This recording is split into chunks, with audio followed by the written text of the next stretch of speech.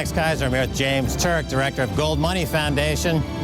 Today we're going to take a look at the history of fiat money, inflation, and economic collapse here in France. We're going to look at two specific episodes, Max, where the currency collapsed twice. Twice. Hard to believe.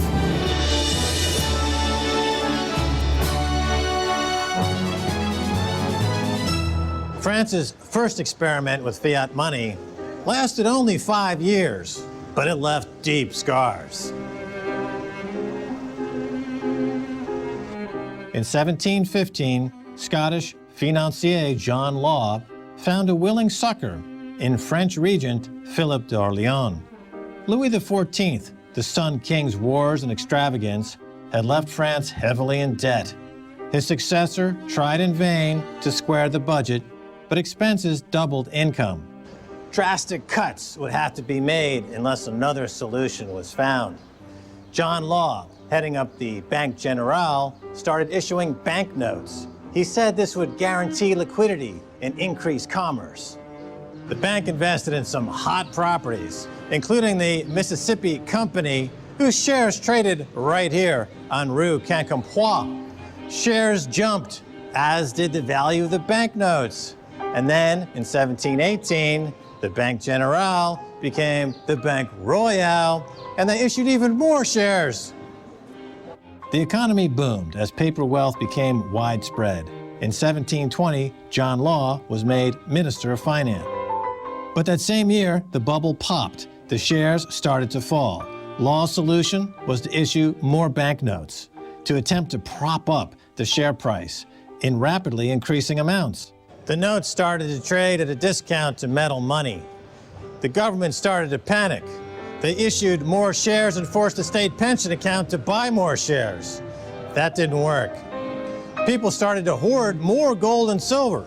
The state went door to door and confiscated it. In just a few short months, the shares and the banknotes, now held by virtually everyone in France and held in all the pension accounts, became worthless. And the entire country went down the drain. Oh, and by the way, if you really wanted to insult somebody, you called them a banker.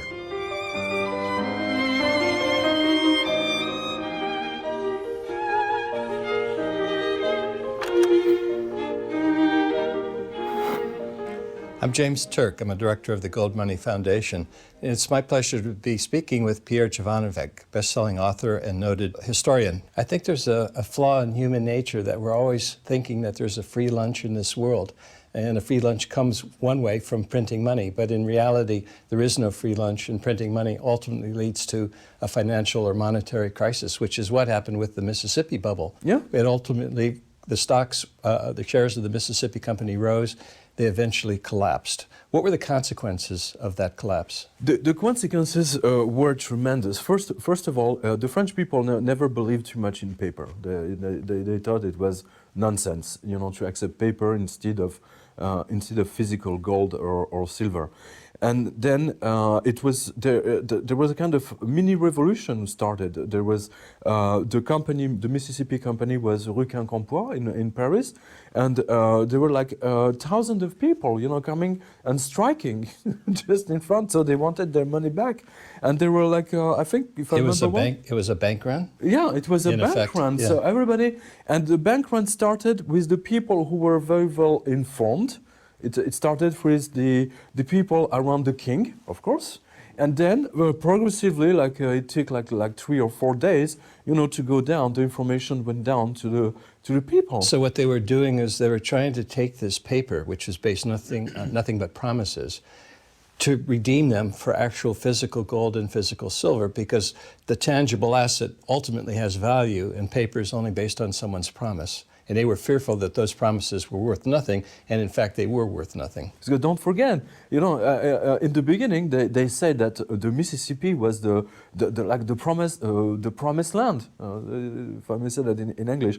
So it was filled in some biblical city, or filled with gold mines and silver mines and apples in gold on trees, something like this. So people really fantasized about it, know, so everybody wanted the shares of this Mississippi company, and to the point that it was such a success that John Law issued more action, of course, more shares yeah. than available. So, but that's a very common thing. You know, we saw that through history. After the collapse of the Mississippi bubble, what was the impact on the French people? Was it throughout the entire country or just within Paris? No, it was definitely throughout the whole country, because don't forget the law who forbade the French people to use gold coins and silver coins were extremely active, and people all over France were thrown in jail. And at the time, jail was very specific, so it was really a nightmare. So people were really scared because everybody went nuts. There was just this anger against the politicians. We cannot use the term politician because at the time it was the aristocracy. The monarchs. The monarchs who were there. But the anger of the people was already there.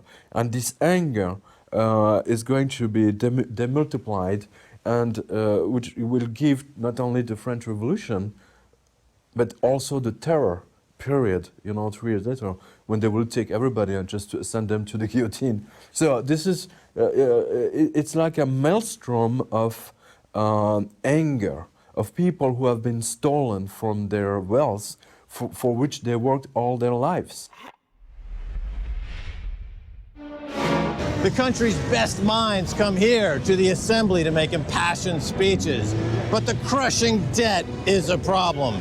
70 years later, France again turned to paper currency. How could this happen? For a whole year, this debate raged between paper money and hard money. Food prices continued to rise. The guillotine started to work overtime.